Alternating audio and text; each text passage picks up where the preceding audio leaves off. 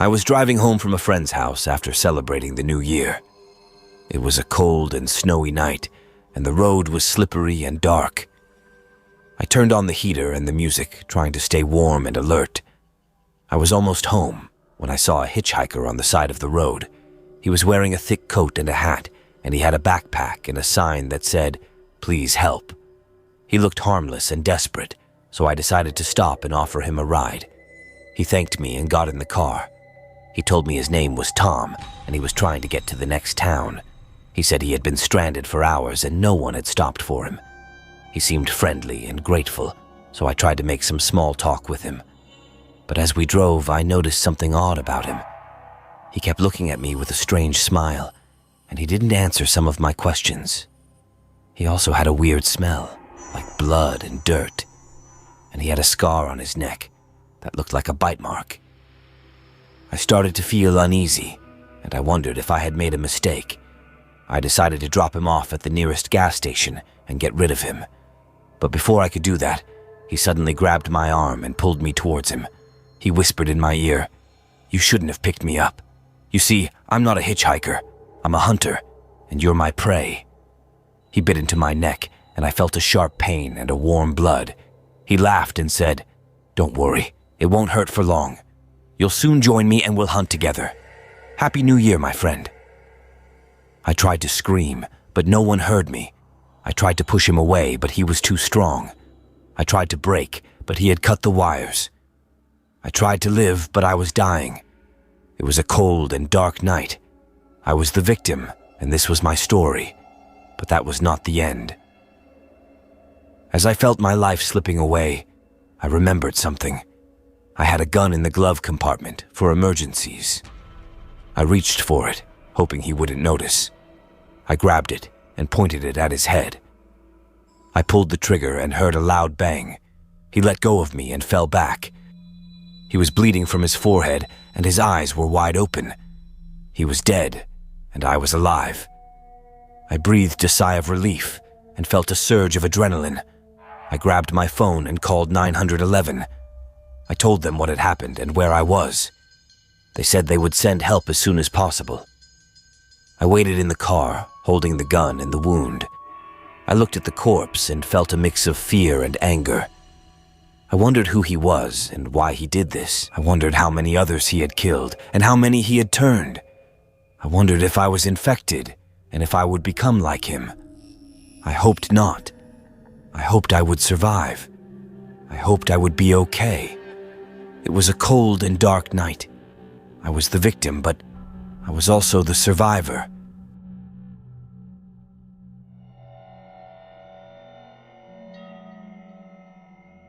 I was driving home from a late-night party, feeling tired and sleepy. I had a few drinks, but not enough to impair my judgment. I just wanted to get to my bed and forget about the stressful week I had. The road was dark and deserted, with only the occasional car passing by. I turned on the radio to keep myself awake, but the only station I could find was playing some creepy music and a voice that sounded like a distorted whisper. I quickly switched it off, feeling a chill down my spine. I decided to take a shortcut through a wooded area, hoping to save some time. I had driven this route before, and it was usually safe and quiet. But as I entered the forest, I noticed something strange. The trees seemed to close in on me, blocking out the moonlight. The air was cold and damp, and I could hear rustling noises in the bushes. I felt like I was being watched. I tried to ignore the feeling and focus on the road, but then I saw it. A figure standing in the middle of the road, wearing a long black cloak and a hood that covered its face. It was holding something in its hand, something that glinted in the headlights. A knife. I slammed on the brakes, but it was too late. I hit the figure with a loud thud and felt a jolt of pain in my chest. I looked at the windshield and saw blood splattered all over it.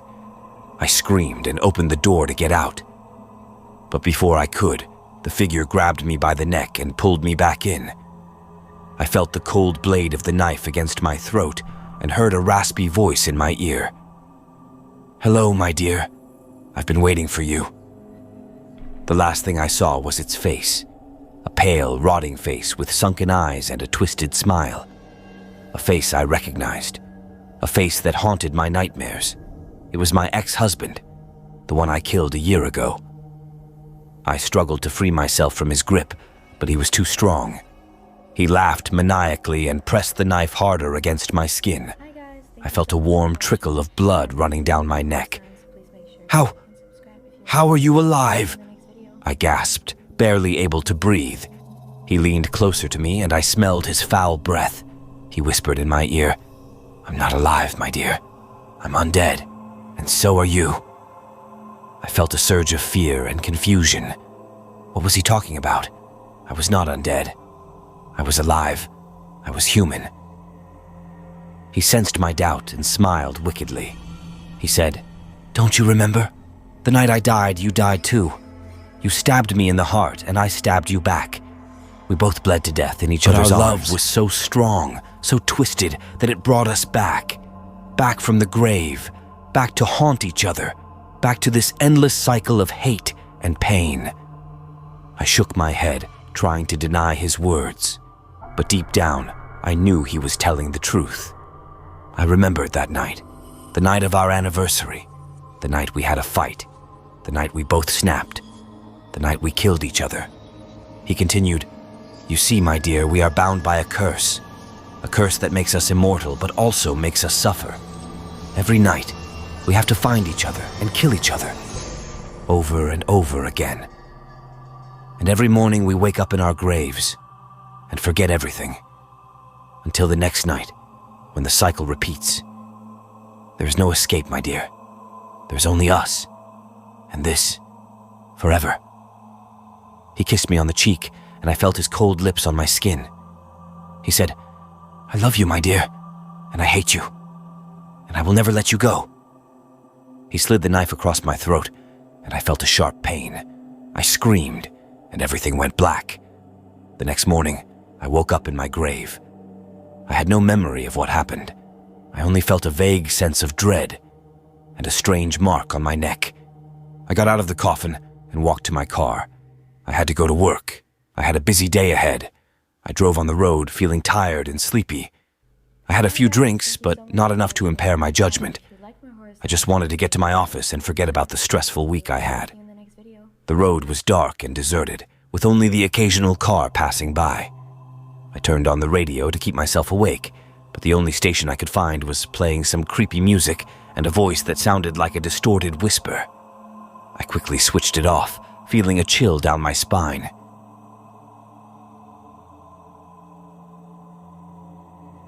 I was driving home from a long day at work, feeling tired and bored. The road was dark and empty, except for the occasional headlights of other cars passing by.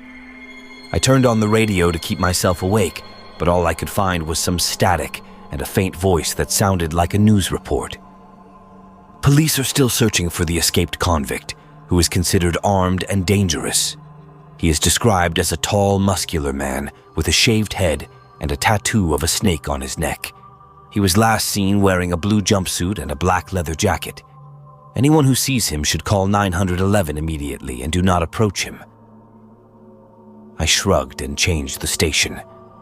I didn't care about some criminal on the loose. I just wanted to get home and sleep. I checked the time on the dashboard. It was almost midnight. I yawned and rubbed my eyes. Suddenly, I saw something in the rearview mirror. It was a motorcycle speeding up behind me. It had no lights on, and it was getting closer and closer.